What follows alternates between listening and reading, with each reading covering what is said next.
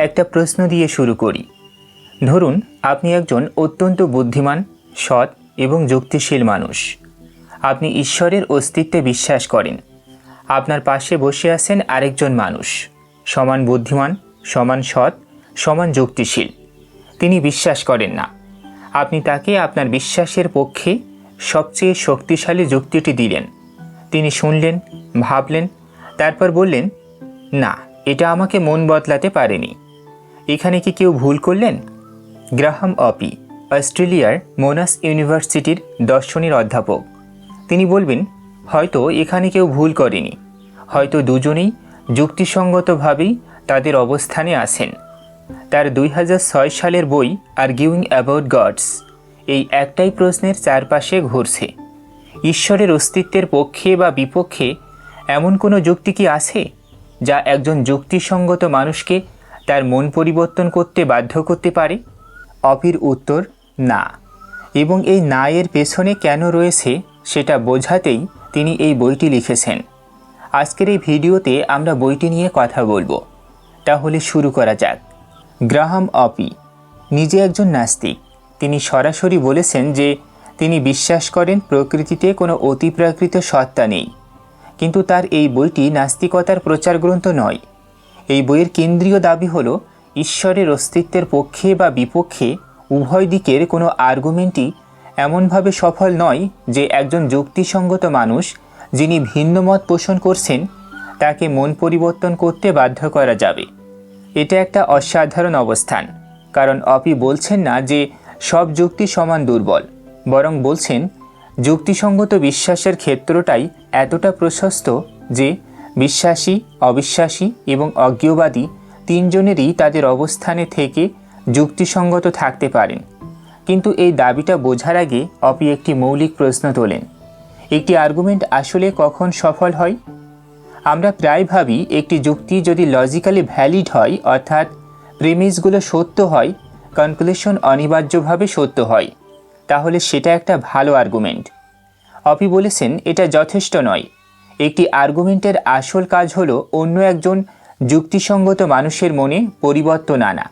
তার মানে শুধু লজিক্যালি ভ্যালিড হলেই চলবে না, আর্গুমেন্টের প্রিমিসগুলো এমন হতে হবে যা সেই মানুষটি ইতোমধ্যেই বিশ্বাস করেন বা বিশ্বাস করতে বাধ্য।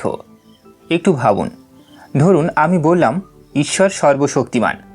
একমাত্র সর্বশক্তিমান সত্তাই এই মহাবিশ্ব তৈরি করতে পারে, অতএব ঈশ্বর এই মহাবিশ্ব তৈরি করেছেন। এটা লজিক্যালি ভ্যালিড। কিন্তু একজন অবিশ্বাসীকে এই আর্গুমেন্ট দিলে কি হবে?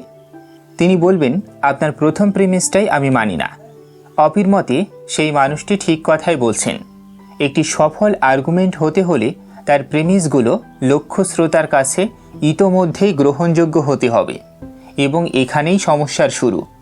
ঈশ্বরের অস্তিত্বের প্রশ্নটি এমন একটি বিষয় নিয়ে যেখানে হাজার বছর ধরে সমান বুদ্ধিমান মানুষেরা দ্বিমত পোষণ করে আছেন। এমন একটি বিষয়ে যুক্তি দিয়ে মন পরিবর্তন করানো অত্যন্ত কঠিন, কারণ যে প্রিমিসগুলো একজন বিশ্বাসী স্বাভাবিকভাবে গ্রহণ করবেন, একজন সুচিন্তিত অবিশ্বাসী সেগুলো গ্রহণ নাও করতে পারেন। অপির একটি গুরুত্বপূর্ণ দার্শনিক অবস্থান আছে। তিনি বলেন, যুক্তিসঙ্গত মানুষেরা একটি বিষয়ে ভিন্ন মত পোষণ করতে পারেন এবং দুজনেই একই সময়ে যুক্তিসঙ্গত থাকতে পারেন। কেন? কারণ আমরা সবাই আলাদা তথ্যভাণ্ডার থেকে চিন্তা করি, আলাদা ক্রমে তথ্য পাই, এবং আমাদের বিশ্বাসের শুরুর বিন্দু বা পিরিয়ডস আলাদা। এমনকি যদি আপনি এবং আমি একই সব তথ্য একই ক্রমে পেতাম, তবুও আমাদের পক্ষে ভিন্ন সিদ্ধান্তে পৌঁছানো সম্ভব, কারণ আমাদের বিদ্যমান বিশ্বাসের জাল ভিন্ন। এটা কোনো দুর্বলতা নয়, এটা মানসিক যুক্তির স্বাভাবিক বৈশিষ্ট্য। তার মানে দাঁড়াচ্ছে, ঈশ্বরের অস্তিত্বের বিষয় নিয়ে একজন বিশ্বাসী, একজন অবিশ্বাসী এবং একজন অজ্ঞবাদী তিনজনেই যুক্তিসঙ্গতভাবে তাদের অবস্থানে থাকতে পারেন। এটা কোনো নৈতিক বা দার্শনিক ব্যর্থতা নয়। অনেকে মনে করেন অজ্ঞবাদীরা মূলত দুর্বল বা চিন্তাহীন মানুষ, যারা কোনো সিদ্ধান্ত নিতে পারছেন না। অপি এই ধারণাটিকে চ্যালেঞ্জ করেন। তিনি দুই ধরনের অজ্ঞবাদ আলাদা করেন।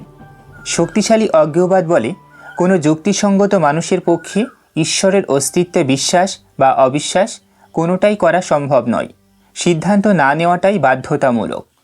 দুর্বল অজ্ঞবাদ বলে একজন যুক্তিসঙ্গত মানুষের পক্ষে ঈশ্বরের অস্তিত্বের বিষয়ে সিদ্ধান্ত না রাখা সম্ভব এবং যুক্তিসঙ্গত।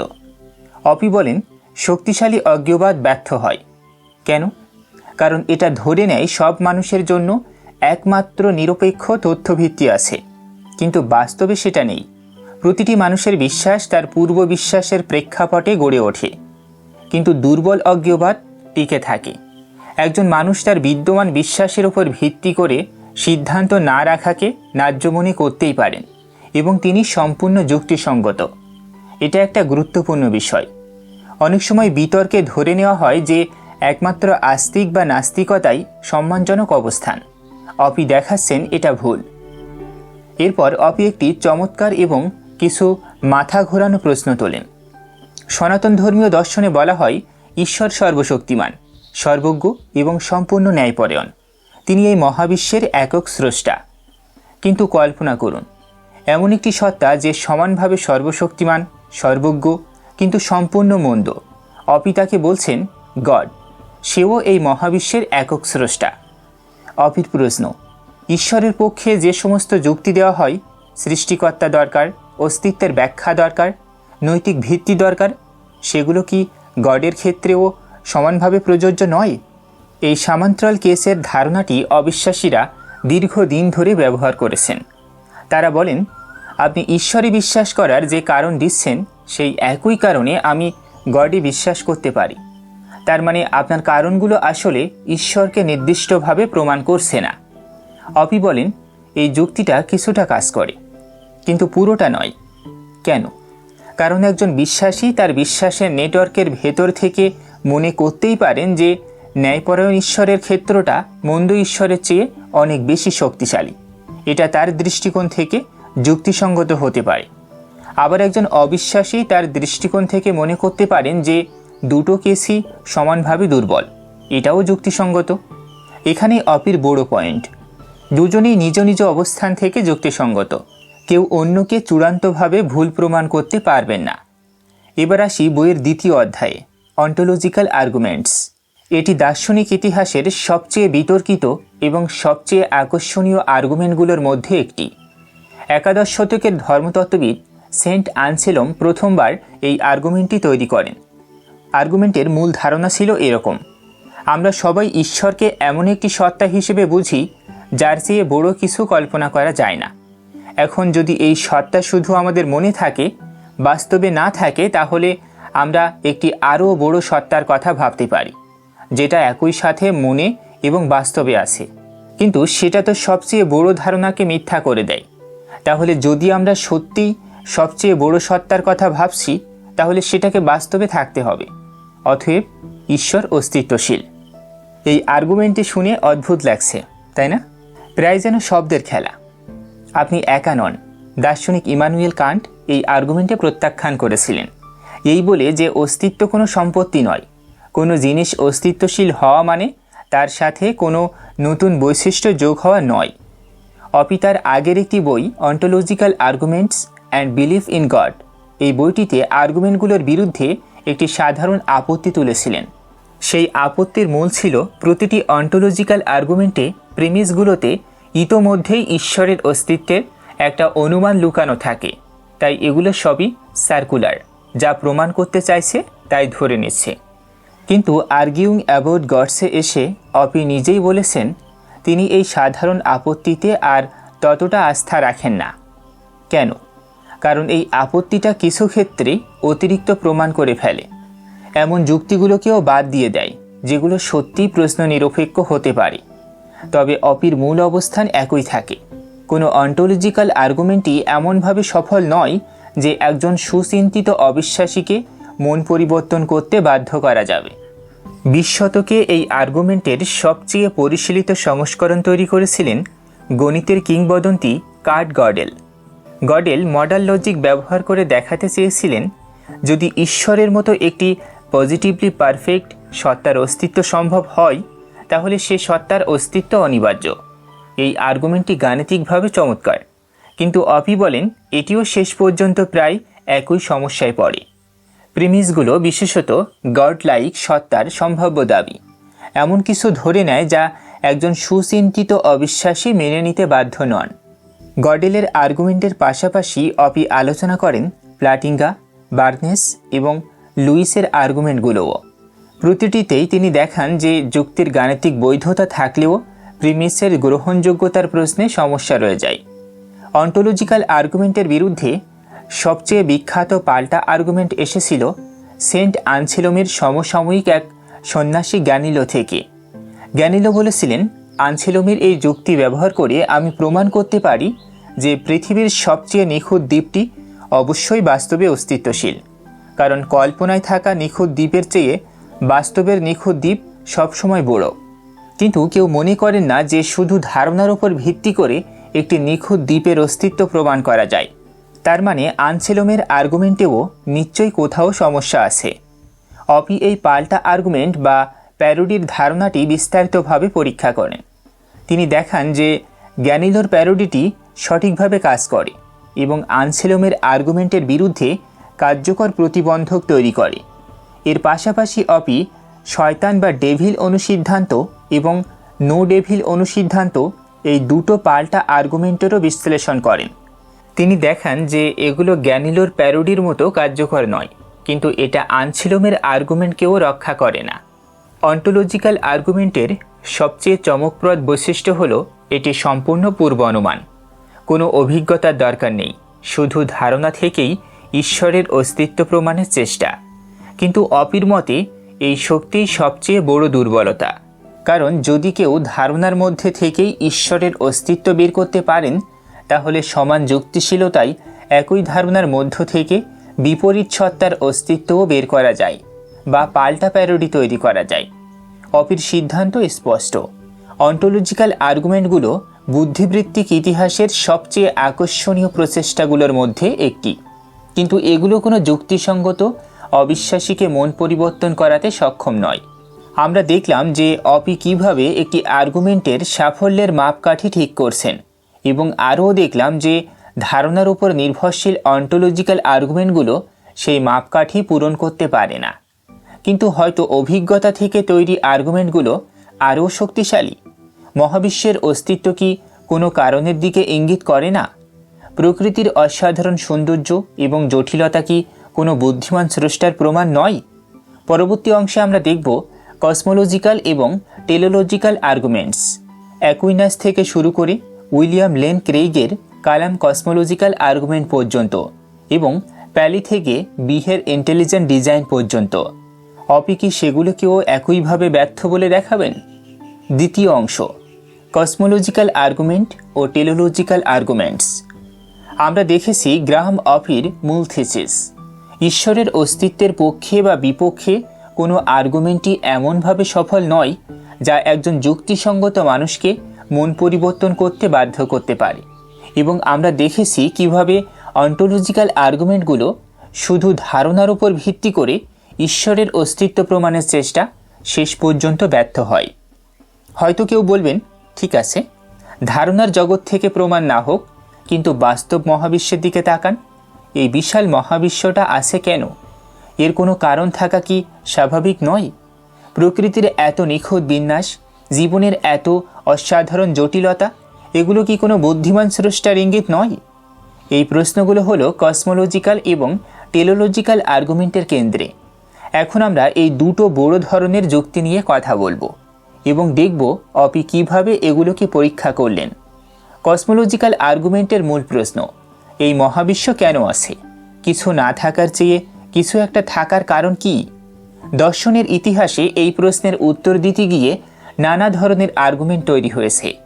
অপি এগুলোকে দুটো বড় শ্রেণীতে ভাগ করেন, যেগুলো কারণের কথা বলে এবং যেগুলো সম্ভাবনার কথা বলে। শুরু করা যাক সবচেয়ে পুরনো থেকে। ত্রয়োদশ শতকের ইতালিয়ান দার্শনিক ও ধর্মতত্ত্ববিদ সেন্ট থমাস অ্যাকুইনাস তার বিখ্যাত সুমা থিওলজিয়া গ্রন্থে ঈশ্বরের অস্তিত্বের পক্ষে 5টি যুক্তি বা 5 ওয়েস তুলে ধরেছেন। অপি প্রথম 3টি নিয়ে বিস্তারিত আলোচনা করেন। প্রথম ওয়ে, পরিবর্তনের যুক্তি। পৃথিবীতে সব কিছু পরিবর্তিত হচ্ছে, যা পরিবর্তিত হয় তাকে অন্য কোনো কিছু পরিবর্তন করছে।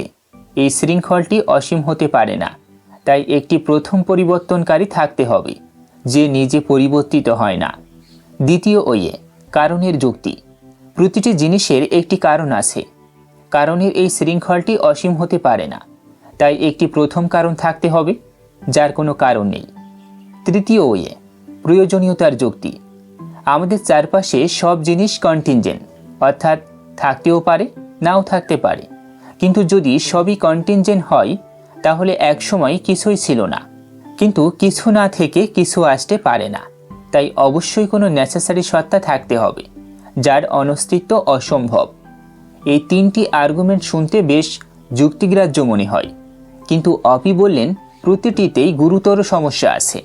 প্রথম সমস্যা, অসীম ক্রমের সম্ভাবনা। অ্যাকুইনাস বলেছেন কারণের অসীম ক্রম অসম্ভব, কিন্তু কেন? আধুনিক গণিত আমাদের দেখিয়েছে যে অসীম ক্রম অসম্ভব নয়, এটা কেবল অনভ্যস্ত। যদি আপনি ক্লাসিক্যাল ম্যাথমেটিক্স গ্রহণ করেন তাহলে অসীম কারণ শৃঙ্খল কেন অসম্ভব হবে সেটা কোথাও প্রমাণিত হয়নি। দ্বিতীয় সমস্যা, যুক্তি ব্যর্থ প্রমাণ করে। আর্গুমেন্টগুলো বলছে একটি প্রথম কারণ বা নেসেসারি সত্তা থাকতে হবে, কিন্তু কেন এটা ঈশ্বর? কেন মহাবিশ্ব নিজেই সেই নেসেসারি সত্তা নয়? যদি কেউ বলেন মহাবিশ্ব হতে পারে না কারণ মহাবিশ্ব তো কন্টিনজেন্ট, তাহলে প্রশ্ন হলো একজন কট্টর নাস্তিক কি এটা মানবেন? অপি বলেন এমনকি সবচেয়ে দৃঢ় নাস্তিকও স্বীকার করতে পারেন যে মহাবিশ্ব নিজেই একটি নেসেসারি সত্তা, এমন কিছু যার না থাকাটা কোনো সম্ভব জগতে নেই। এই উপসংহার আর্গুমেন্টটি চায়নি। তৃতীয় সমস্যা, আর্গুমেন্টটি অসম্পূর্ণ। এমনকি যদি কোনো প্রথম কারণ প্রমাণিতও হয়, সেই প্রথম কারণ সর্বজ্ঞ, সর্বশক্তিমান, ন্যায়পরায়ণ একটি ব্যক্তিগত ঈশ্বর কিনা সেটা মোটেও প্রমাণিত হয় না। আর্গুমেন্টটি যা প্রমাণ করার চেষ্টা করছে তার থেকে অনেক কম কিছু প্রমাণ করেছে।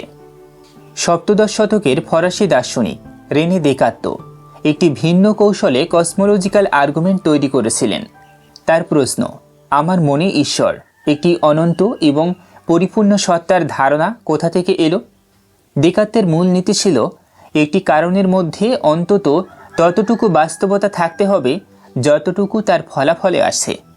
আমি একটি সীমিত অসম্পূর্ণ সত্তা, আমার মধ্যে একটি অসীম পরিপূর্ণ সত্তার ধারণা আছে।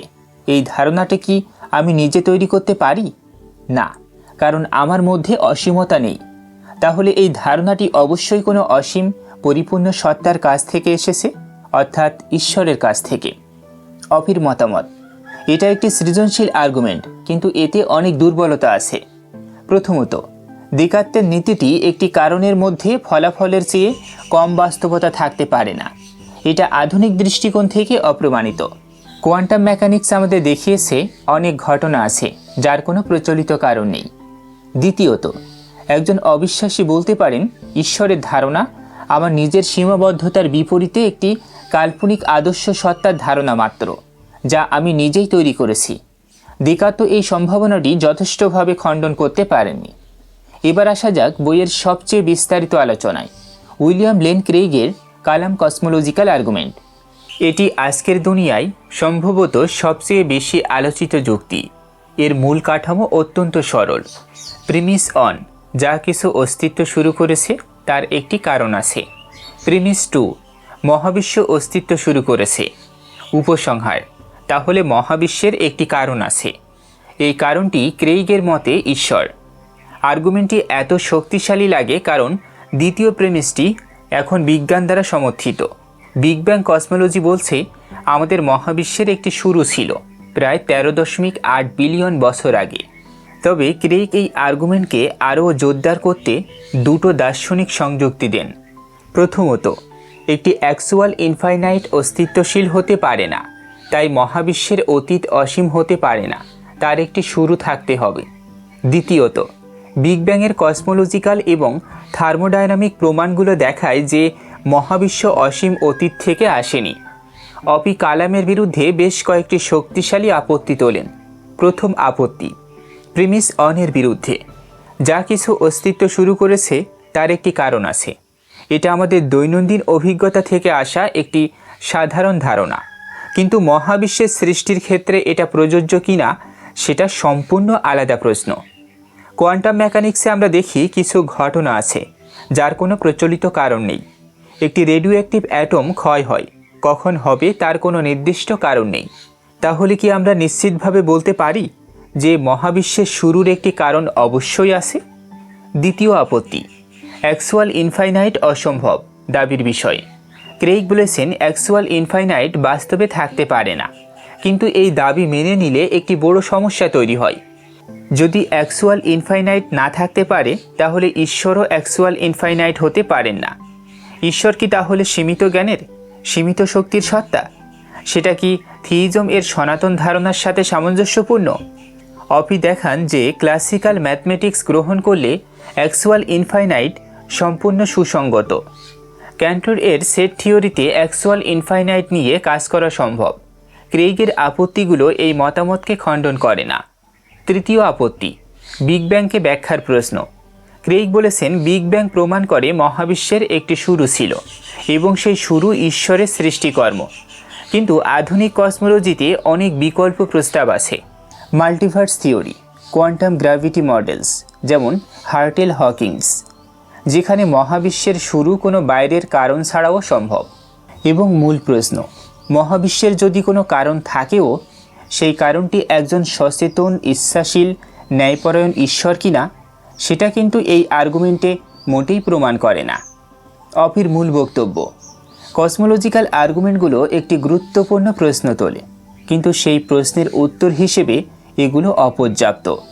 কারণ যুক্তির যে কোনো গুরুত্বপূর্ণ প্রেমিস এলে অসীম শৃঙ্খল কেন অসম্ভব, প্রথম কারণ কেন ব্যক্তিগত ঈশ্বর, একজন সুচিন্তিত অবিশ্বাসী সেই প্রেমিস প্রত্যাখ্যান করতে পারেন যুক্তিসঙ্গতভাবে।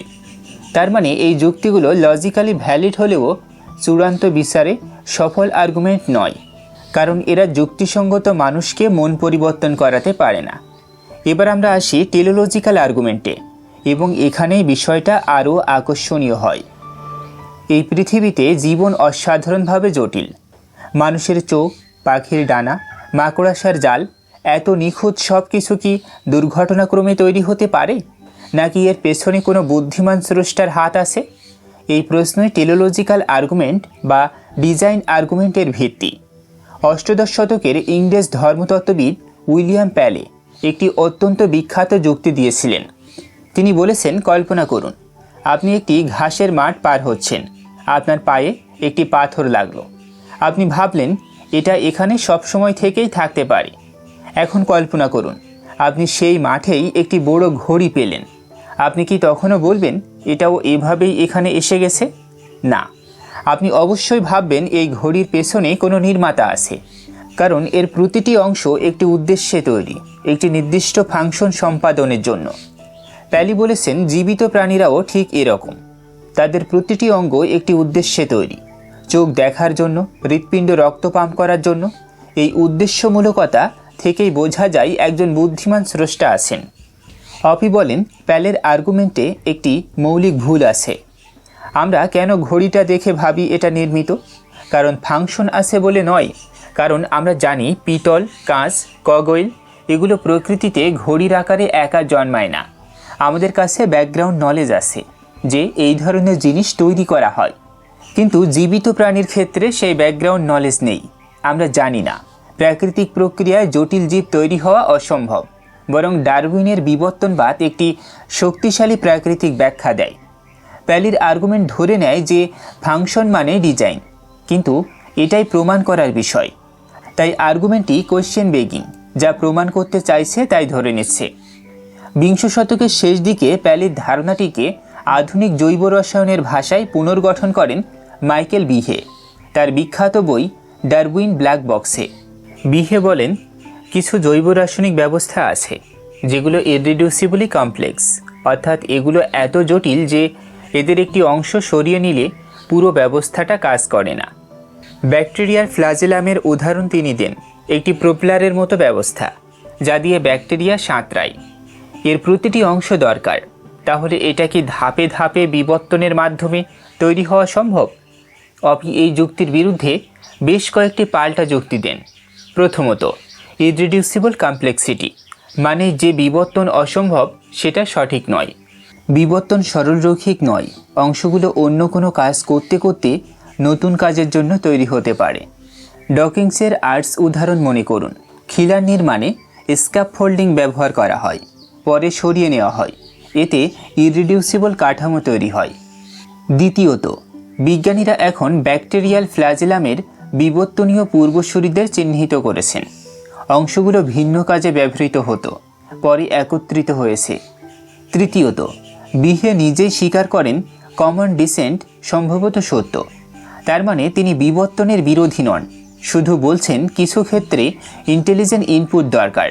কিন্তু এই দাবিটা কিভাবে পরীক্ষা করা যাবে?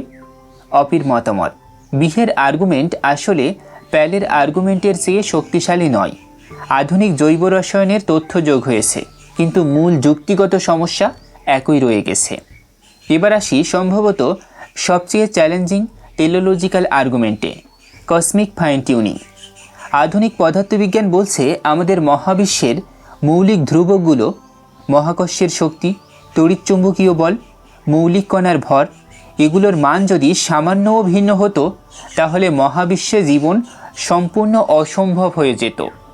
উদাহরণ, যদি মহাকর্ষের শক্তি 3000 গুণ বেশি হতো তাহলে কোনো স্থলচর প্রাণী নিজের ভার বহন করতে পারত না। যদি স্ট্রং নিউক্লিয়ার ফোর্স সামান্য দুর্বল হতো, হিলিয়াম ছাড়া কোনো মৌল তৈরি হতো না। এই ফাইন টিউনিং কি কোনো বুদ্ধিমান স্রষ্টার ইঙ্গিত দেয়? অপি বলেন এই প্রশ্নটা আগের আর্গুমেন্টগুলোর চেয়ে অনেক বেশি গুরুত্বপূর্ণ এবং জটিল। প্রথম আপত্তি, অ্যান্থ্রোপিক রিজনিং। আমরা যে এই মহাবিশ্বে আছি সেটাই প্রমাণ করে এই মহাবিশ্ব জীবনের জন্য উপযোগী।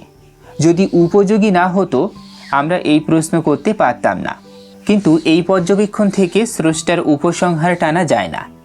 দ্বিতীয় আপত্তি, মাল্টিভার্স। যদি অসংখ্য মহাবিশ্ব থেকে থাকে, প্রতিটিতে ভিন্ন ভিন্ন ধ্রুবক, তাহলে তাদের মধ্যে অন্তত একটিতে জীবনের উপযোগী সত্ত্ব থাকবে। আমরা সেই মহাবিশ্বে আছি, তাই এটাকে আশ্চর্যজনক মনে হচ্ছে। ক্রেইগ এবং অন্যান্যরা মাল্টিভার্স থিওরির বিরুদ্ধে আপত্তি তোলেন, কিন্তু অপি বলেন মাল্টিভার্স থিওরি এখনও বৈজ্ঞানিকভাবে সম্ভব এবং একজন যুক্তিসঙ্গত ব্যক্তি এটা মেনে নিতে পারেন। তৃতীয় আপত্তি, ডিজাইন কি সত্যি ব্যাখ্যা?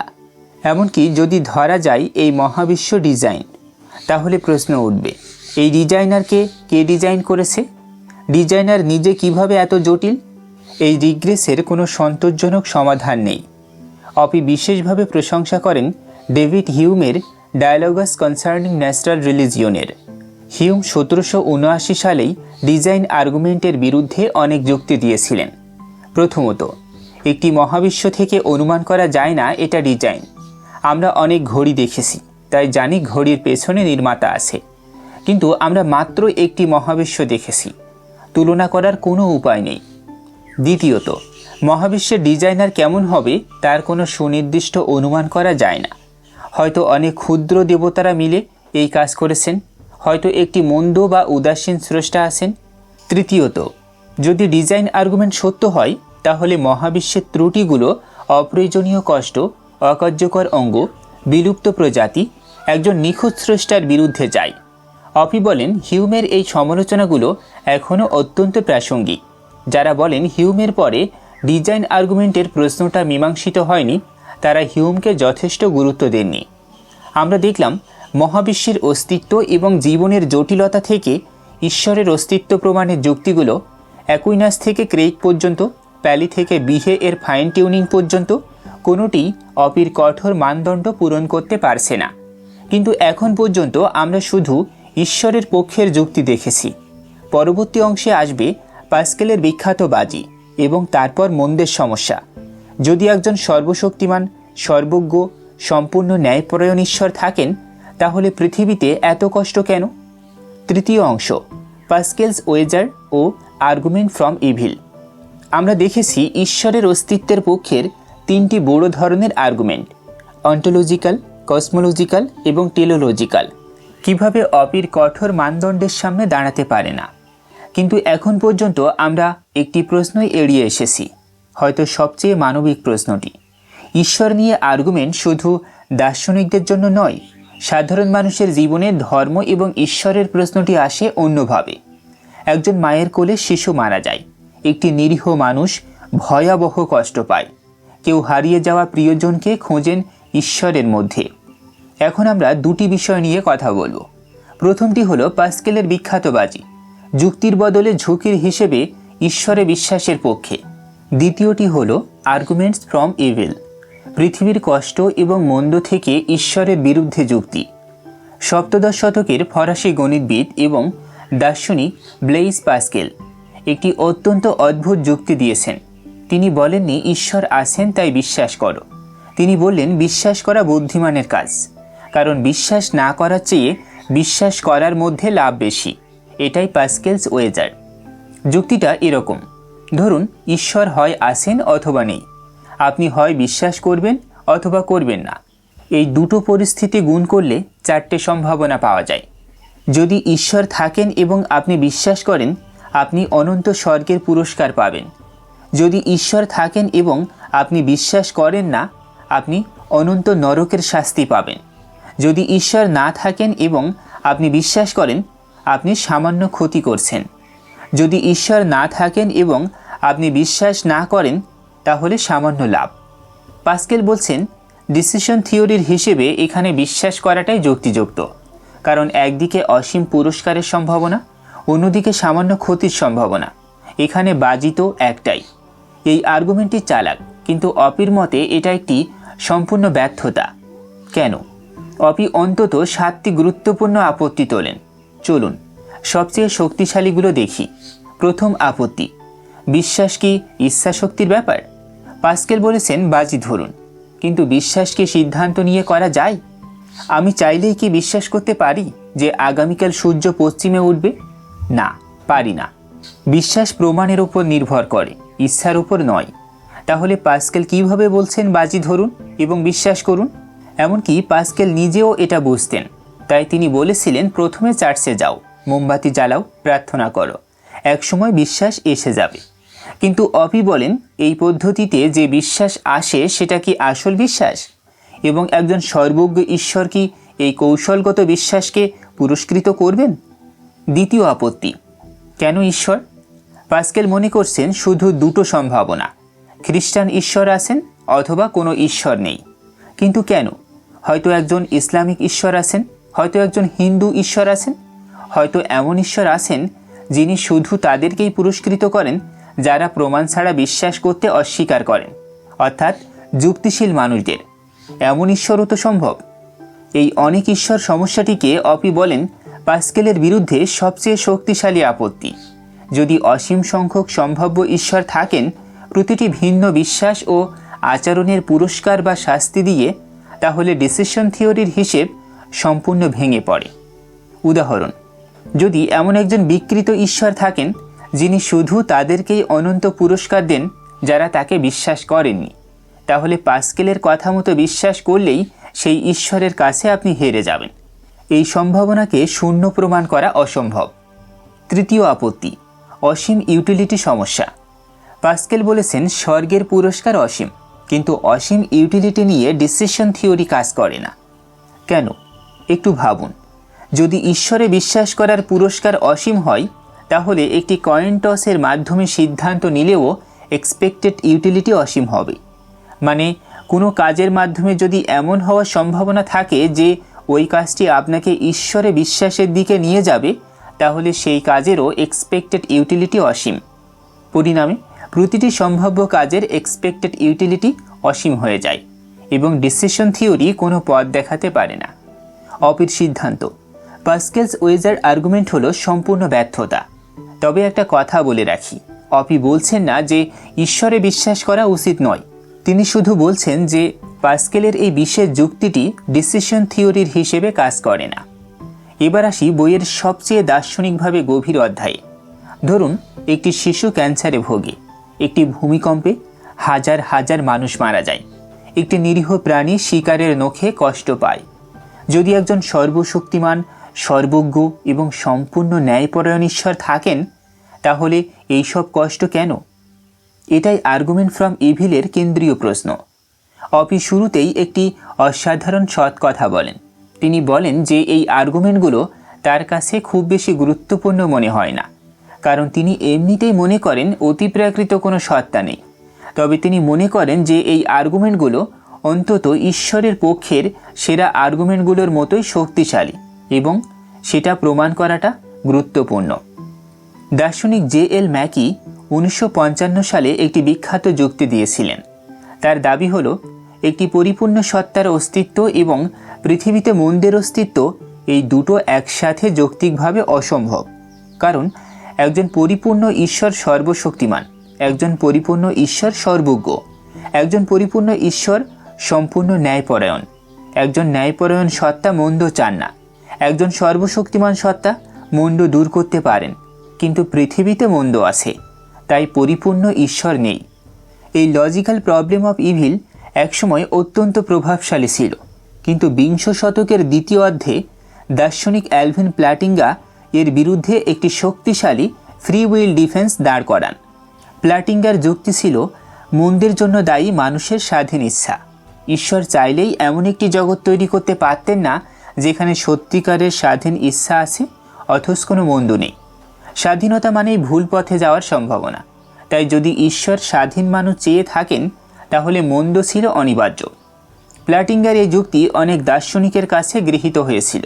অনেকে বলেছিলেন লজিক্যাল প্রবলেম অফ ইভিল প্রায় মীমাংসিত। অপি এই মীমাংসা মানেন না। প্রথম সমস্যা, কাউন্টার ফ্যাকচুয়ালস অফ ফ্রিডম। প্ল্যাটিঙ্গার যুক্তি নির্ভর করে কাউন্টার ফ্যাকচুয়ালস অফ ফ্রিডম এর ধারণার ওপর। এই ধারণা হলো ঈশ্বর জানতেন যদি তিনি নির্দিষ্ট পরিস্থিতিতে নির্দিষ্ট মানুষ তৈরি করতেন, তারা নির্দিষ্ট স্বাধীন সিদ্ধান্ত নিত। কিন্তু অপি বলেন এই ধারণাটি অসঙ্গত। যদি স্বাধীন ইচ্ছা সত্যি স্বাধীন হয় তাহলে কোনো নির্দিষ্ট পরিস্থিতিতে একজন ব্যক্তি কী করত সেটার কোনো নির্দিষ্ট সত্য নেই। একটি রেডিও অ্যাক্টিভ অ্যাটম কখন ক্ষয় হবে সেটার যেমন কোয়ান্টাম লেভেলে কোনো পূর্ব নির্ধারিত উত্তর নেই, তেমনি একটি সত্যিকারের স্বাধীন সিদ্ধান্তেরও নেই। তার মানে প্ল্যাটিঙ্গার ফ্রি উইল ডিফেন্স যে মেটাফিজিক্যাল মেশিনারি ব্যবহার করছে সেটা সমস্যাজনক। দ্বিতীয় সমস্যা, কেন ঈশ্বর কোনো জগতই তৈরি করলেন না? এমনকি যদি ধরা যায় প্ল্যাটিঙ্গা ঠিক বলেছেন যে ঈশ্বর এমন জগৎ তৈরি করতে পারতেন না যেখানে স্বাধীন মানুষ থাকবে এবং কোনো মন্দ থাকবে না, তাহলেও প্রশ্ন ওঠে ঈশ্বর কেন তাহলে কোনো জগতই তৈরি করলেন না?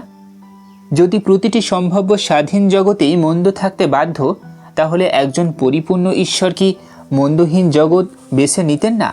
একজন ন্যায়পরায়ণ সত্তা কি শূন্যতাকে বেছে নিতেন না মন্দ ভরা পৃথিবীর চেয়ে? অপি বলেন প্ল্যাটিঙ্গার ডিফেন্স এই প্রশ্নের সন্তোষজনক উত্তর দিতে পারে না। তৃতীয় সমস্যা, ন্যাচারাল ইভিল। স্বাধীন ইচ্ছার ধারণা দিয়ে হয়তো মানুষের সৃষ্ট মন্দ ব্যাখ্যা করা যায়, কিন্তু প্রাকৃতিক দুর্যোগের কি হবে?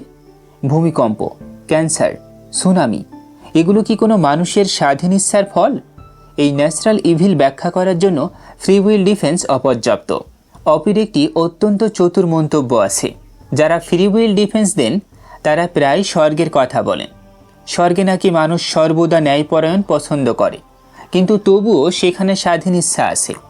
যদি স্বর্গে স্বাধীন ইচ্ছা থাকা সত্ত্বেও মন্দ না থাকতে পারে, তাহলে ঈশ্বর কেন প্রথম থেকেই এমন একটি জগৎ তৈরি করলেন না? এই problem of heaven free will ডিফেন্সের ভেতর থেকেই আসে এবং এটা প্রায় উপেক্ষা করা হয়। লজিক্যাল প্রবলেম অফ ইভিল ছাড়াও আছে এভিডেন্সিয়াল প্রবলেম অফ ইভিল। এটা বলে ঈশ্বরের অস্তিত্ব এবং পৃথিবীর মন্দ হয়তো যৌক্তিকভাবে অসম্ভব নয়, কিন্তু পৃথিবীতে যত পরিমাণ এবং যে ধরনের কষ্ট আছে তা একজন পরিপূর্ণ ঈশ্বরের অস্তিত্বকে অসম্ভব না হলেও অত্যন্ত অসম্ভব্য করে তোলে। দার্শনিক উইলিয়াম রো একটি বিখ্যাত উদাহরণ দিয়েছিলেন। একটি হরিণ একটি দাবানলে ভয়াবহ কষ্টে পড়ছে। দিনের পর দিন ধুকে ধুকে মারা যাচ্ছে। এই কষ্টের কোনো উদ্দেশ্য বা কারণ কি আছে? কোনো মানুষ এটা দেখেনি, কোনো নৈতিক শিক্ষা দেওয়া হয়নি। এই কষ্টটা কি কোনো বৃহত্তর ভালোর জন্য দরকার ছিল? রো বলেছেন সম্ভবত না। এই ধরনের কষ্টের কোনো ন্যায্য কারণ নেই এবং এটা একজন পরিপূর্ণ ঈশ্বরের অস্তিত্বের বিরুদ্ধে প্রমাণ। এই যুক্তির বিরুদ্ধে আধুনিক দার্শনিকরা স্কেপটিক্যাল থিইজম নামে একটি অবস্থান নিয়েছেন। তারা বলেন আমাদের সীমিত বুদ্ধি দিয়ে বুঝতে পারি না যে কোনো কষ্টের কারণ নেই। একজন সর্বজ্ঞ ঈশ্বর হয়তো এমন কারণ জানেন না যা আমাদের কল্পনার বাইরে। অপি এই উত্তরটিকে প্রত্যাখ্যান করেন, কিন্তু একটা গুরুত্বপূর্ণ কারণে। তিনি বলেন, স্কেপটিক্যাল থিইজম যদি সত্য হয়, অর্থাৎ যদি ঈশ্বর এত রহস্যময় হন যে তার কারণগুলো আমাদের বোধের বাইরে, তাহলে আমরা কিভাবে বলতে পারি ঈশ্বর পরিপূর্ণ ন্যায়পরায়ণ? যদি তার ন্যায়পরায়ণতা আমাদের বোধের সাথে সামঞ্জস্যপূর্ণ না হয়, তাহলে পরিপূর্ণ ঈশ্বর কথাটার অর্থ কী? এবং আরও গুরুত্বপূর্ণ, যদি আমরা ঈশ্বরের কারণ বুঝতে না পারি, তাহলে ঈশ্বরের পক্ষেও কোনো আর্গুমেন্ট দেওয়া সম্ভব নয়। কারণ প্রতিটি আর্গুমেন্টে আমরা ঈশ্বরের প্রকৃতি সম্পর্কে কিছু ধার করে নিচ্ছি। অপির সামগ্রিক অবস্থানটি সূক্ষ্ম এবং সৎ। তিনি বলেন না যে আর্গুমেন্টস ফ্রম ইভিল সফল, অর্থাৎ এগুলো দিয়ে চূড়ান্তভাবে প্রমাণ করা যায় ঈশ্বর নেই। কারণ একজন যুক্তিসঙ্গত বিশ্বাসী ভিন্ন মেটাফিজিক্যাল প্রেক্ষাপটে এই আর্গুমেন্টগুলোকে খণ্ডন করার চেষ্টা করতে পারেন, কিন্তু তিনি বলেন এই আর্গুমেন্টগুলো অন্তত ঈশ্বরের পক্ষের সেরা আর্গুমেন্টগুলোর মতোই শক্তিশালী। যারা কসমোলজিক্যাল বা টেলোলজিক্যাল আর্গুমেন্টগুলোকে গুরুত্ব দেন কিন্তু আর্গুমেন্ট ফ্রম ইভিলকে সহজে উড়িয়ে দেন, তারা দ্বিমুখী আচরণ করছেন। এটা অপির একটা বড় পয়েন্ট। ন্যায্যতার দাবি করতে হলে উভয় দিকের আর্গুমেন্টকে একই মানদণ্ডে বিচার করতেই হবে। এখানে একটা কথা বলা দরকার। আমরা দার্শনিক যুক্তির কথা বলছি, কিন্তু মন্দের সমস্যা শুধু দার্শনিক নয়, এটা গভীরভাবে মানবিক। যে মায়ের সন্তান মারা গেছে, তিনি শুধু যুক্তি খুঁজছেন না, তিনি অর্থ খুঁজছেন। এই কষ্টটা কেন হলো শুধু এই প্রশ্নের উত্তর চাচ্ছেন না, বরং এই কষ্টের মধ্যে দাঁড়িয়ে থাকার একটা উপায় খুঁজছেন। অপি সেই মানবিক অভিজ্ঞতার কথা বলেন না, তিনি একজন অ্যানালাইটিক ফিলোসফার, তিনি যুক্তির কথা বলছেন। কিন্তু এই দুটো জগৎ আলাদা। দার্শনিকভাবে আর্গুমেন্ট ফ্রম ইভিল ঈশ্বরের অস্তিত্বকে অসম্ভব প্রমাণ করে না, কিন্তু মানবিকভাবে এই প্রশ্নটি যে কোনো ধর্মীয় বিশ্বাসের কেন্দ্রে থাকে। এতক্ষণ আমরা দেখলাম পাস্কেলের বাজি অনেক চালাক কিন্তু অনেক সমস্যাজনক। অসীম ইউটিলিটি, অনেক সম্ভাব্য ঈশ্বর এবং বিশ্বাস স্বাধীনতার প্রশ্নে এটি ভেঙে পড়ে। এবং মন্দের সমস্যা যুক্তিগতভাবে হয়তো নিষ্পত্তি হয় না, কিন্তু এটি ঈশ্বরের পক্ষের সেরা আর্গুমেন্টগুলোর চেয়ে কম শক্তিশালী নয়। কিন্তু বইটিতে আরও অনেক আর্গুমেন্ট আছে যেগুলো এখন পর্যন্ত আলোচনায় আসেনি। ধর্মীয় অভিজ্ঞতার আর্গুমেন্ট, নৈতিকতার আর্গুমেন্ট, অলৌকিক ঘটনার আর্গুমেন্ট, সচেতনতার আর্গুমেন্ট। চতুর্থ অংশ, আদার আর্গুমেন্টস।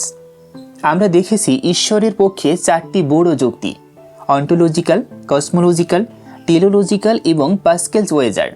এবং ঈশ্বরের বিরুদ্ধে আর্গুমেন্টস ফ্রম ইভিল। কিভাবে অপির বিশ্লেষণে প্রতিটি সফল আর্গুমেন্টের মানদণ্ড পূরণ করতে ব্যর্থ হয়। কিন্তু দর্শনের ইতিহাসে ঈশ্বরের অস্তিত্বের পক্ষে আরও অনেক আর্গুমেন্ট আছে। কেউ বলেছেন ধর্মীয় অভিজ্ঞতার কথা, মানুষ কেন ঈশ্বরকে অনুভব করে। কেউ বলছেন নৈতিকতার কথা, মানুষের মধ্যে ন্যায়বোধ কোথা থেকে আসে। কেউ বলছেন অলৌকিক ঘটনার কথা, কেউ বলছেন চেতনার রহস্যের কথা। অধ্যায়টি শুরু হয় আর্গুমেন্ট ফ্রম অথরিটি দিয়ে। এর মূল প্রশ্ন, যেহেতু লক্ষ লক্ষ মানুষ হাজার বছর ধরে ঈশ্বরে বিশ্বাস করে আসছেন, যেহেতু বিশেষজ্ঞ দার্শনিক, ধর্মতত্ত্ববিদ এবং ধর্মীয় নেতারা বিশ্বাস করেন, এই সম্মিলিত বিশ্বাস কি কোনো প্রমাণ নয়? অপি এই যুক্তিটিকে 4টি ভাগে ভাগ করেন: সাধারণ মানুষের ঐক্যমত, ঐতিহাসিক ঐতিহ্য, বিশেষজ্ঞদের সাক্ষ্য এবং ধর্মগ্রন্থ। সাধারণ ঐক্যমতের সমস্যা, সবাই বিশ্বাস করে তাই সত্যি। এই যুক্তিটা দার্শনিকভাবে অত্যন্ত দুর্বল। প্রথমত, সব মানুষ একই ঈশ্বরে বিশ্বাস করে না। খ্রিস্টান, মুসলিম, হিন্দু, বৌদ্ধ প্রত্যেকের ঈশ্বরের ধারণা ভিন্ন। এমনকি খ্রিস্টানদের মধ্যেও ক্যাথলিক ও প্রোটেস্ট্যান্টের মধ্যে ঈশ্বর ধারণায় পার্থক্য আছে। তাহলে কোন সর্বজনীন বিশ্বাসের কথা বলা হচ্ছে? দ্বিতীয়ত, ইতিহাসে এমন অসংখ্য উদাহরণ আছে যেখানে সর্বজনীন বিশ্বাস ভুল প্রমাণিত হয়েছে। মানুষ একসময় বিশ্বাস করত পৃথিবী সমতল, বিশ্বাস করত সূর্য পৃথিবীকে ঘিরে ঘোরে, বিশ্বাস করত রোগ হয় মন্দ আত্মার কারণে। তৃতীয়ত, অপি বলেন এমনকি যদি ধরা হয় যে ইতিহাসে কোনো দাবি সর্বজনীনভাবে বিশ্বাস করা হয়েছে, তারপরেও দেখা যায় পরে সেই একই বিষয়ে সর্বজনীন বিশ্বাস উল্টে গেছে, তাহলে এই মুহূর্তের সর্বজনীন বিশ্বাস সত্য, এই দাবি কিভাবে করা যায়? ঐতিহাসিক ঐতিহ্যের সমস্যা। কেউ বলতে পারেন ঈশ্বরে বিশ্বাস মানব ইতিহাসের এত গভীরে প্রথিত এত বড় সভ্যতা, এত বড় প্রতিষ্ঠান তার উপর দাঁড়িয়ে আছে, এটা কি মিথ্যা হতে পারে? অপি উত্তর দেন, হ্যাঁ পারে। প্রাচীন মিশরীয়রা ফারাওকে দেবতা মনে করত। তাদের সেই বিশ্বাসের উপর পিরামিড তৈরি হয়েছিল, বিশাল সভ্যতা গড়ে উঠেছিল। মায়া এবং ইনকানদের ধর্মীয় বিশ্বাসও হাজার বছর ধরে মানুষের জীবন গড়েছে।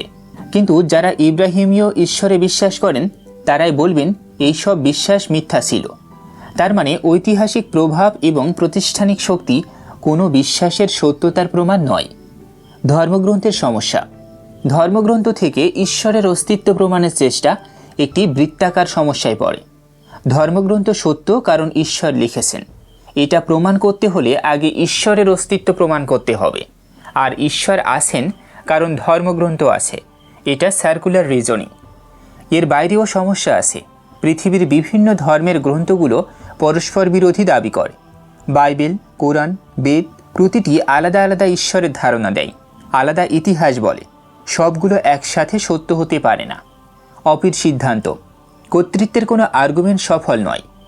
এটা সম্ভবত সবচেয়ে ব্যক্তিগত এবং সবচেয়ে প্রচলিত আর্গুমেন্ট। কোটি কোটি মানুষ বলেন তারা ঈশ্বরকে অনুভব করেছেন। একটি শান্তির অনুভূতি, একটি উপস্থিতির অনুভূতি, একটি অলৌকিক ঘটনার সাক্ষী হওয়ার অনুভূতি। যারা এই অভিজ্ঞতা পেয়েছেন তারা প্রায় বলেন এটা নিছক মানসিক নয়, এটা বাস্তব। এই অভিজ্ঞতাগুলোকে কি ঈশ্বরের অস্তিত্বের প্রমাণ হিসেবে গণ্য করা যায়? রিচার্ড সুইনবার্ন এর প্রিন্সিপাল অফ ক্রিডুয়ালিটি। দার্শনিক রিচার্ড সুইনবার্ন এই যুক্তির সবচেয়ে পরিশীলিত সংস্করণ দিয়েছেন। তার প্রিন্সিপাল অফ ক্রিডুয়ালিটি বলে, যদি কাউকে মনে হয় যে কিছু একটা উপস্থিত এবং যদি তার বিশ্বাসের বিরুদ্ধে কোনো বিশেষ কারণ না থাকে, তাহলে সেটা যে উপস্থিত তা মনে করা যুক্তিসঙ্গত। সহজ কথায়, যদি কেউ সততার সাথে বলেন আমার কাছে ঈশ্বরের উপস্থিতি অনুভব হয়েছে, তাহলে সেই অভিজ্ঞতাকে প্রাথমিকভাবে বিশ্বাস করার কারণ আছে। কারণ অপি বলেন এই যুক্তিতে গুরুতর সমস্যা আছে। প্রথম সমস্যা, পূর্বধারণা দূষণ। বেশিরভাগ ধর্মীয় অভিজ্ঞতা তাদের হয় যারা আগে থেকেই বিশ্বাসী। একজন খ্রিস্টান রাতের আকাশ দেখে ঈশ্বরের হাতের কাজ দেখেন, কিন্তু একজন নাস্তিক একই আকাশ দেখে প্রকৃতির বিস্ময় দেখেন। একই দৃশ্য, দুটো সম্পূর্ণ আলাদা অভিজ্ঞতা। অপি বলেন এই ধরনের অভিজ্ঞতা পূর্বধারণায় দূষিত। আপনি যা দেখাতে চান তাই দেখেন। এই ধরনের অভিজ্ঞতা ঈশ্বরের পক্ষে স্বাধীন প্রমাণ হিসেবে গণ্য হতে পারে না। দ্বিতীয় সমস্যা, রহস্যবাদী অভিজ্ঞতার নির্ভরযোগ্যতা। অনেক গভীর ধর্মীয় অভিজ্ঞতা সুফি মারফেত, খ্রিস্টীয় মিস্টিসিজম, হিন্দু সমাধি, উপবাস, ঘুম বঞ্চনা, ধ্যান বা মাদকের প্রভাবে আসে। কিন্তু আমরা জানি এইসব অবস্থায় মস্তিষ্কের স্বাভাবিক কার্যক্ষমতা পরিবর্তিত হয়। এই অবস্থায় মানুষ যা অনুভব করেন সেটাকে বাস্তবের নির্ভরযোগ্য প্রতিফলন হিসেবে গণ্য করার কোনো কারণ নেই। তৃতীয় সমস্যা, প্রতিযোগী অভিজ্ঞতা। বিভিন্ন ধর্মের মানুষ বিভিন্ন ঈশ্বরকে অনুভব করেন। একজন মুসলিম আল্লাহকে অনুভব করেন, একজন হিন্দু কৃষ্ণকে, একজন খ্রিস্টান যিশুকে। এই সব অভিজ্ঞতা কি একই সত্তাকে ইঙ্গিত করছে, নাকি এই অভিজ্ঞতাগুলো মূলত সাংস্কৃতিক ও মানসিক? অপির সিদ্ধান্ত, ধর্মীয় অভিজ্ঞতার আর্গুমেন্ট একটি গুরুত্বপূর্ণ ঘটনার দিকে আঙ্গুল তোলে। মানুষের মধ্যে ঈশ্বরের অনুভূতির বাস্তবতা, কিন্তু এই ঘটনাটির সবচেয়ে ভালো ব্যাখ্যা যে ঈশ্বরের অস্তিত্ব সেটা প্রমাণ করা হয় না। এটা দার্শনিক ইতিহাসের অন্যতম প্রাচীন এবং প্রভাবশালী আর্গুমেন্ট। প্রশ্নটা হলো, মানুষের মধ্যে নৈতিক অনুভূতি, ন্যায় অন্যায় বোধ, বিবেকের তাড়না, এই জিনিসগুলো কোথা থেকে আসে? এগুলো কি বিবর্তনের পণ্য, নাকি এর পেছনে কোনো উদ্দেশ্যমূলক স্রষ্টা আছেন? অপি বেশ কয়েকটি নৈতিক আর্গুমেন্ট পরীক্ষা করেন। নিউম্যানের বিবেকের যুক্তি। 19 শতকের ইংরেজ দার্শনিক কার্ডিনাল নিউম্যান বলেছিলেন, আমাদের বিবেক আমাদের মধ্যে ভয়, লজ্জা এবং দায়িত্ববোধ জাগায়। এই অনুভূতিগুলো যৌক্তিকভাবে কোনো কেন্দ্রীয় সত্তার উপস্থিতি দাবি করে, যার কাছে আমরা দায়ী, যার কাছে লজ্জিত। কিন্তু কোনো মানুষই সেই ভূমিকা পালন করতে পারে না। তাই বিবেক ঈশ্বরের উপস্থিতির ইঙ্গিত। অপির আপত্তি, বিবেকের অনুভূতিগুলো পরিবার, সম্প্রদায় এবং সামাজিক বিবর্তনের ফলেই বোঝা যায়। কেউ লজ্জিত হন পরিবারের কাছে, সমাজের কাছে, একক ব্রহ্মাণ্ডীয় সত্তার উপস্থিতি ছাড়াই এই অনুভূতিগুলো ব্যাখ্যাযোগ্য। কান্টের নৈতিক যুক্তি। ইমানুয়েল কান্ট ভিন্ন পথে হেঁটেছিলেন। তিনি বলেছিলেন, নৈতিকভাবে আমাদের দায়িত্ব হলো সর্বোচ্চ ভালো অর্জন করা, কিন্তু এটা আমাদের ক্ষমতার বাইরে। তাহলে এমন কোনো সত্তা থাকতে হবে যিনি এই কাজটা করতে পারবেন, অর্থাৎ ঈশ্বর। অপি কান্টের এই যুক্তিকে 8টি পৃথক সমস্যায় বিভক্ত করে দেখান। সবচেয়ে গুরুত্বপূর্ণ সমস্যা, ওট ইমপ্লাইজ ক্যান, অর্থাৎ যা করা অসম্ভব তা করার দায়িত্ব থাকে না। কিন্তু কান্ট বলেছেন সর্বোচ্চ ভালো অর্জন আমাদের দায়িত্ব। তাহলে এটা সম্ভব হতে হবে, কিন্তু এই সম্ভাবনা থেকে ঈশ্বরের বাস্তব অস্তিত্ব বের করা যায় না। সম্ভাবনা থেকে বাস্তবতা সরাসরি অনুসরণ করে না। এছাড়াও সর্বোচ্চ ভালো আসলে কি? সর্বোচ্চ ভালো কি একটি নির্দিষ্ট অবস্থা যা অর্জন করা যায়, নাকি যে কোনো ভালো অবস্থার চেয়ে আরও ভালো অবস্থা সম্ভব? যদি দ্বিতীয়টা সত্য হয় তাহলে সর্বোচ্চ ভালো বলে কিছুই নেই। নৈতিক যুক্তির সামগ্রিক দুর্বলতা। অপি বলেন, নৈতিক আর্গুমেন্টগুলোর একটি সাধারণ সমস্যা আছে। এগুলো ধরে নেয় যে নৈতিকতার প্রাকৃতিক ব্যাখ্যা অসম্ভব, কিন্তু বিবর্তনীয় জীববিজ্ঞান, সামাজিক মনোবিজ্ঞান এবং নৈতিক দর্শন, এই তিনটি মিলে মানুষের নৈতিক অনুভূতির বেশ ভালো প্রাকৃতিক ব্যাখ্যা দিতে পারে। সহযোগিতা, অনুভূতি, পারস্পরিক সুবিধার নীতি, এগুলো দিয়ে বিবেক এবং ন্যায়বোধের উদ্ভব ব্যাখ্যা করা যায়। লোহিত সাগর 2 ভাগে ভাগ হয়ে গেল। মৃত ব্যক্তি 3 দিন পরে জীবিত হলেন। 5টি রুটি এবং 2টো মাছ 1000 মানুষকে খাওয়ানো হলো। এই ধরনের অলৌকিক ঘটনার প্রতিবেদন থেকে কি ঈশ্বরের অস্তিত্ব প্রমাণ হয়? ডেভিড হিউম এই ধরনের প্রশ্নের একটি বিখ্যাত উত্তর দিয়েছিলেন, অলৌকিক ঘটনার সাক্ষ্য প্রমাণ কখনোই এতটা শক্তিশালী হতে পারে না যে সেই ঘটনাটি সত্যিই ঘটেছে মনে করা যায়। কারণ প্রাকৃতিক নিয়ম লঙ্ঘিত হয়েছে মনে করার চেয়ে মানুষ ভুল করেছে বা মিথ্যা বলছে, এটা সবসময় বেশি সম্ভাব্য। অপি বলেন, হিউমের এই যুক্তিটি আসলে ব্যর্থ, কিন্তু তারপরও অলৌকিক যুক্তিগুলো কাজ করে না। হিউম কেন ব্যর্থ? হিউমের দাবি হলো প্রাকৃতিক নিয়ম লঙ্ঘিত হয়েছে। এই দাবির পক্ষে কোনো সাক্ষ্য কখনোই যথেষ্ট নয়, কিন্তু এই দাবিটা অতিরিক্ত শক্তিশালী। কেন? কারণ এমন একটি যুক্তি তৈরি করা যায় যেখানে সাক্ষ্য এত শক্তিশালী যে প্রাকৃতিক নিয়ম লঙ্ঘনকেই সবচেয়ে ভালো ব্যাখ্যা মনে হবে। হিউমের যুক্তি এই সম্ভাবনাকে পূর্বানুমান বাদ দিয়ে দিচ্ছে, যেটা অন্যায্য। কিন্তু অলৌকিক যুক্তি তবুও ব্যর্থ। তাহলে কি অলৌকিক ঘটনার আর্গুমেন্ট কাজ করে? না, 2টো কারণে। প্রথমত, অলৌকিক ঘটনার বেশিরভাগ প্রতিবেদনের প্রথম প্রেমিস এই ঘটনাটি ঘটেছিল। শুধু তারাই বিশ্বাস করেন যারা ইতোমধ্যেই বিশ্বাসী। লোহিত সাগর বিভক্ত হওয়ার ঘটনায় যারা বিশ্বাস করেন না, তারা এই আর্গুমেন্টের প্রথম ধাপেই আটকে যাবেন। তাই এই আর্গুমেন্ট অবিশ্বাসীদের কাছে কার্যকর নয়। দ্বিতীয়ত, এমনকি যদি মেনে নেওয়া হয় যে কোনো একটি অস্বাভাবিক ঘটনা ঘটেছে, তাহলেও সেটা থেকে সরাসরি সর্বশক্তিমান, সর্বজ্ঞ, ন্যায়পরায়ণ ঈশ্বর এই কাজ করেছেন, এই উপসংহারে পৌঁছানো অনেক বড় একটা লাভ। অন্য অনেক সুপারন্যাচারাল ব্যাখ্যা সমানভাবে সম্ভব। এবং তৃতীয়ত, যদি ঈশ্বর মাঝে মাঝে অলৌকিকভাবে কষ্ট দূর করতে পারেন, একটি বিশেষ মানুষকে ক্যান্সার থেকে সারিয়ে দিতে পারেন, তাহলে প্রশ্ন উঠবে, কেন তিনি সবার কষ্ট দূর করছেন না? এখানে আবার মন্দের সমস্যা ফিরে আসে। অপি 7ম অধ্যায়ে আরও কিছু আর্গুমেন্ট পরীক্ষা করেন, যেগুলো সংক্ষেপে উল্লেখ করা দরকার। স্বর্গীয় পুরস্কারের যুক্তি। কেউ কেউ পাস্কেলস ওয়েজার এর একটি ভিন্ন সংস্করণ দেন। যারা ঈশ্বরে বিশ্বাস করে না তারা অনন্ত স্বর্গীয় পুরস্কার মিস করে। কোনো বুদ্ধিমান মানুষ এই পুরস্কার মিস করতে চাইবে না। তাই সব বুদ্ধিমান মানুষই ঈশ্বরে বিশ্বাস করে। যা সব বুদ্ধিমান মানুষ বিশ্বাস করে তা সত্য, তাই ঈশ্বর আছেন। অপি দেখান এই যুক্তির প্রতিটি ধাপেই সমস্যা। এখানে পাস্কেলের ওয়েজারের এই সমস্যাগুলো আবার ফিরে আসে। কেন ঈশ্বর? কেন পুরস্কার? ন্যায় বিচারের যুক্তি। কেউ বলেন এই পৃথিবীতে ন্যায় বিচার সম্পূর্ণ হয় না। অনেক অপরাধী পার পেয়ে গেছেন, অনেক ন্যায়পরায়ণ মানুষ কষ্ট পায়, কিন্তু আমাদের নৈতিক অনুভূতি বলে চূড়ান্ত ন্যায় বিচার হওয়া উচিত। এই ন্যায় বিচার নিশ্চিত করতে পারেন শুধু ঈশ্বর। অপি বলেন এই যুক্তিটা আমাদের নৈতিক চাওয়া থেকে বাস্তবতার উপসংহার টানছে।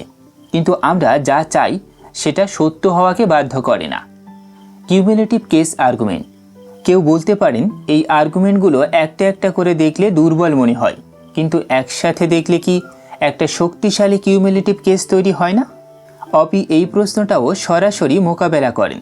তিনি বলেন একসাথে দেখলেও পরিস্থিতি বদলায় না, কারণ প্রতিটি আর্গুমেন্টের দুর্বলতা এই তাদের প্রিমিসগুলো এমন কিছু দাবি করে যা একজন যুক্তিসঙ্গত অবিশ্বাসী মানতে বাধ্য নন।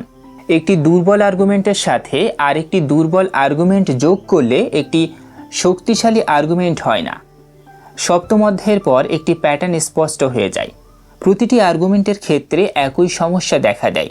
হয় প্রেমিস এমন কিছু দাবি করে যা শুধু বিশ্বাসীরাই মানবেন, অথবা প্রেমিস থেকে উপসংহারে পৌঁছানোর জন্য অনেক বড় লাভ দিতে হয়। কর্তৃত্বের আর্গুমেন্ট ধরে নেয় যে ঐতিহাসিক প্রভাব মানে সত্যতা। ধর্মীয় অভিজ্ঞতার আর্গুমেন্ট ধরে নেয় যে ব্যক্তিগত অনুভূতি বস্তুনিষ্ঠ প্রমাণ। নৈতিক আর্গুমেন্টগুলো ধরে নেয় যে নৈতিক অনুভূতির কোনো প্রাকৃতিক ব্যাখ্যা নেই। অলৌকিক আর্গুমেন্টগুলো এমন ঘটনার প্রথম প্রিমিস দিয়ে শুরু করে যা শুধু বিশ্বাসীরাই গ্রহণ করবেন। প্রতিটি ক্ষেত্রেই একজন যুক্তিসঙ্গত অবিশ্বাসী আর্গুমেন্টের কোনো না কোনো প্রিমিস মেনে নিতে বাধ্য নন, এবং প্রতিটি ক্ষেত্রেই একজন যুক্তিসঙ্গত বিশ্বাসী তার বিদ্যমান বিশ্বাসের কাঠামোর ভেতর থেকে সেই প্রিমিসগুলো গ্রহণ করতে পারেন। অর্থাৎ অপির মূল থিসিস আবারও প্রমাণিত হয়, উভয় দিকের মানুষ যুক্তিসঙ্গতভাবে তাদের অবস্থানে থাকতে পারেন। আমরা দেখলাম দর্শনের ইতিহাসে ঈশ্বরের পক্ষে তোলা অন্যান্য যুক্তিগুলো, কর্তৃত্ব, অভিজ্ঞতা, নৈতিকতা, অলৌকিকতা, প্রতিটি কোনো না কোনো জায়গায় আটকে যায়। কিন্তু তাহলে সামগ্রিক ছবিটা কি? এই বই পড়ার পরে অপি কি বলতে চান? দর্শন কি আমাদের ঈশ্বরের প্রশ্নে কোথাও নিয়ে যেতে পারে, নাকি পুরো ব্যবস্থাটাই একটা অনিশ্চিত অচল অবস্থা? উপসংহার ও সামগ্রিক সারসংক্ষেপ। আমরা দেখেছি ঈশ্বরের অস্তিত্বের পক্ষে এবং বিপক্ষে একের পর এক argument, ontological, cosmological, teleological, Pascal's wager, arguments from evil, কর্তৃত্ব, ধর্মীয় অভিজ্ঞতা, নৈতিকতা, অলৌকিক ঘটনা। প্রতিটিতেই একই সমস্যার পুনরাবৃত্তি। এখন প্রশ্ন হলো, এই দীর্ঘ যাত্রা শেষে অপি কোথায় এসে দাঁড়িয়েছেন? তিনি কি বলছেন সত্য জানার কোনো উপায় নেই? তিনি কি বলছেন ধর্মীয় বিশ্বাস অযৌক্তিক? তিনি কি বলছেন নাস্তিকতাই একমাত্র যুক্তিসঙ্গত অবস্থান? ঈশ্বরের অস্তিত্বের পক্ষে এবং বিপক্ষে উভয় দিকের কোনো আর্গুমেন্টই এমনভাবে সফল নয় যে একজন যুক্তিসঙ্গত মানুষ যিনি ভিন্নমত পোষণ করেন তাকে মন পরিবর্তন করতে বাধ্য করা যাবে। এটা একটা বিশেষ ধরনের না। এটা নাস্তিকতার বিজয় নয়, আস্তিকতার পরাজয়ও নয়। এটা দর্শনের একটি সৎ স্বীকারোক্তি।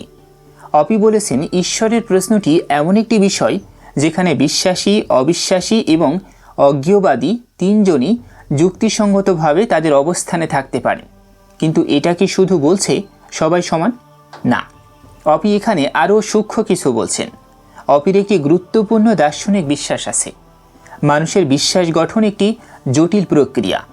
আমরা প্রতিটি প্রশ্নে যুক্তির সামনে একটি হোয়াইট স্লেট বা ফাঁকা স্লেট নিয়ে দাঁড়াই। প্রতিটি মানুষের একটি বিশাল বিশ্বাসের নেটওয়ার্ক আছে, যার মধ্যে বিজ্ঞানের জ্ঞান, দার্শনিক প্রতিশ্রুতি, ব্যক্তিগত অভিজ্ঞতা এবং নৈতিক মূল্যবোধ জড়িয়ে রয়েছে। একটি নতুন আর্গুমেন্ট আপনার কাছে কিভাবে ধরা পড়বে তা নির্ভর করে এই পূর্ববর্তী বিশ্বাসের নেটওয়ার্কের ওপর। উদাহরণ, কসমোলজিক্যাল আর্গুমেন্ট বলছে প্রতিটি জিনিসের একটি কারণ আছে। একজন বিশ্বাসী এই প্রিমিসটি স্বাভাবিকভাবেই মেনে নিতে পারেন, কারণ এটা তার বিশ্বাসের নেটওয়ার্কের সাথে সামঞ্জস্যপূর্ণ। একজন সুচিন্তিত অবিশ্বাসী কোয়ান্টাম মেকানিক্সের উদাহরণ দিয়ে বলবেন কারণবিহীন ঘটনাও আছে এবং প্রিমিসটি প্রত্যাখ্যান করবেন। দুজনেই তাদের নিজের বিশ্বাস নেটওয়ার্কের ভেতর থেকে যুক্তিসঙ্গতভাবে কাজ করছেন। এটা রিলেটিভিজম নয়। এটা এই বলছে না যে সব মতামত সমান। এটা বলছে ঈশ্বরের প্রশ্নে মানুষের পূর্ববর্তী বিশ্বাস এর পার্থক্য এতটাই গভীর যে যুক্তি দিয়ে সেই পার্থক্য পেরিয়ে যাওয়া অত্যন্ত কঠিন। অপি নিজে একজন স্বীকৃত নাস্তিক। তিনি বিশ্বাস করেন কোনো অতিপ্রাকৃত সত্তা নেই, কিন্তু তার বই বলছে না যে নাস্তিকতাই একমাত্র যুক্তিসঙ্গত অবস্থান। এটা কি স্ববিরোধিতা? না। অপি বলছেন তার নিজের বিশ্বাস নেটওয়ার্কের ভেতর থেকে নাস্তিকতা সম্পূর্ণ যুক্তিসঙ্গত, কিন্তু অন্য একজন মানুষের বিশ্বাস নেটওয়ার্ক ভিন্ন হতে পারে এবং সেই ভিন্ন নেটওয়ার্ক থেকে বিশ্বাস করাও সমানভাবে যুক্তিসঙ্গত হতে পারে। এটা একটা গুরুত্বপূর্ণ বুদ্ধিবৃত্তিক বিনয়। অপি বলছেন না আমি সঠিক, সবাই ভুল। অপি বলছেন আমি যুক্তিসঙ্গতভাবে এই সিদ্ধান্তে এসেছি, কিন্তু অন্যরাও যুক্তিসঙ্গতভাবে ভিন্ন সিদ্ধান্তে আসতে পারেন। বইয়ের শেষের দিকে অপি একটি অত্যন্ত আকর্ষণীয় আর্গুমেন্ট উপস্থাপন করেন এবং এটি ঈশ্বরের বিরুদ্ধে। যদি একজন পরিপূর্ণ ঈশ্বর থাকেন, তাহলে তিনি কি চাইতেন না যে তার সৃষ্টি তাকে বিশ্বাস করুক? যদি চাইতেন, তাহলে কি তিনি এমন স্পষ্ট প্রমাণ দিতেন না যা কোনো যুক্তিসঙ্গত মানুষই অস্বীকার করতে পারবেন না? কিন্তু এই বইটা বারবার দেখাচ্ছে যে যুক্তিসঙ্গত মানুষেরা অস্বীকার করতে পারেন এবং করছেন। তাহলে হয় ঈশ্বর নেই, অথবা ঈশ্বর চান না মানুষ তাকে বিশ্বাস করুক, অথবা ঈশ্বরের প্রমাণ দেওয়ার সামর্থ্য নেই। তিনটি সম্ভাবনার কোনোটাই পরিপূর্ণ ঈশ্বর ধারণার সাথে সামঞ্জস্যপূর্ণ নয়। অপি বলেন এই ডিভাইন হিডেননেস আর্গুমেন্টটি ঈশ্বরের বিরুদ্ধে একটি গুরুত্বপূর্ণ চ্যালেঞ্জ, কিন্তু এটাও চূড়ান্তভাবে সিদ্ধান্তমূলক নয়, কারণ একজন বিশ্বাসী ঈশ্বর কেন লুকিয়ে থাকতে পারেন তার ব্যাখ্যা দিতে পারেন।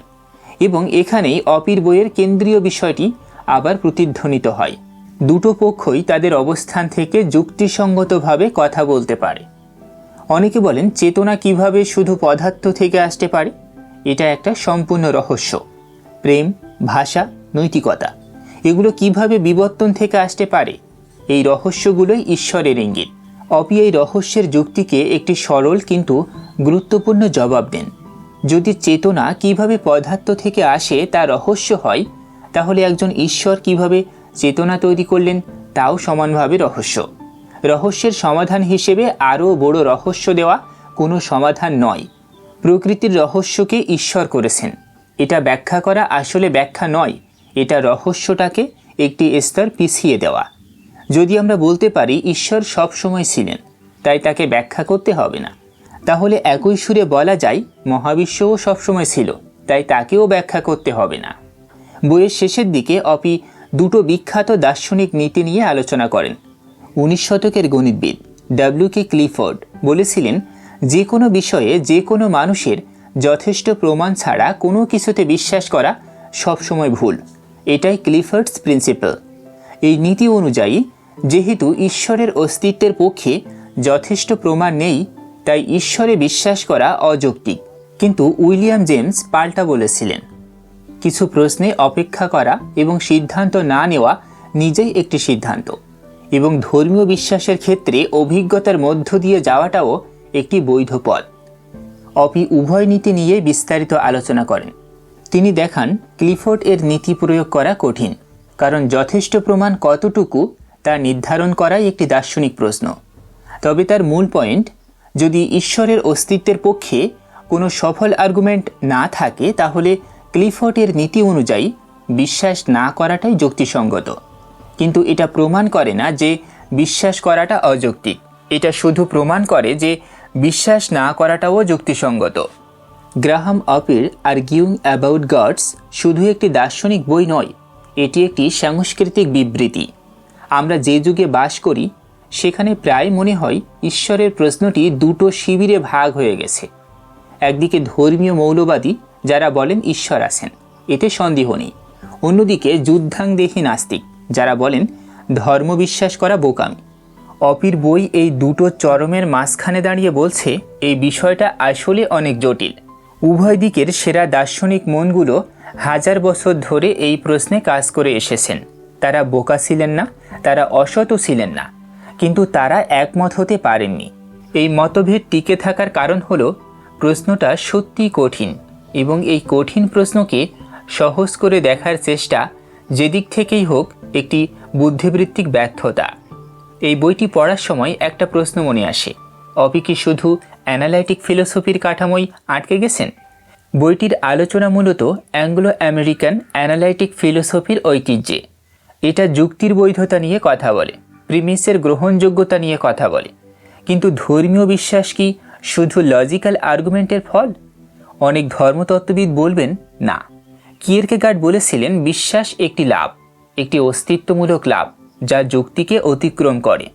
ইসলামের সুফি ঐতিহ্য, হিন্দু দর্শনের অদ্বৈত বেদান্ত, বৌদ্ধ ধ্যানচর্চা এগুলো লজিক্যাল আর্গুমেন্ট দিয়ে ঈশ্বরকে প্রমাণ করতে চায় না, এগুলো সরাসরি অভিজ্ঞতার কথা বলে। অপির বই এই ঐতিহ্যগুলোর সাথে বিস্তারিত যুক্ত হয় না, এটা এই বইয়ের সীমাবদ্ধতা। তবে এটা বইয়ের উদ্দেশ্যও নয়।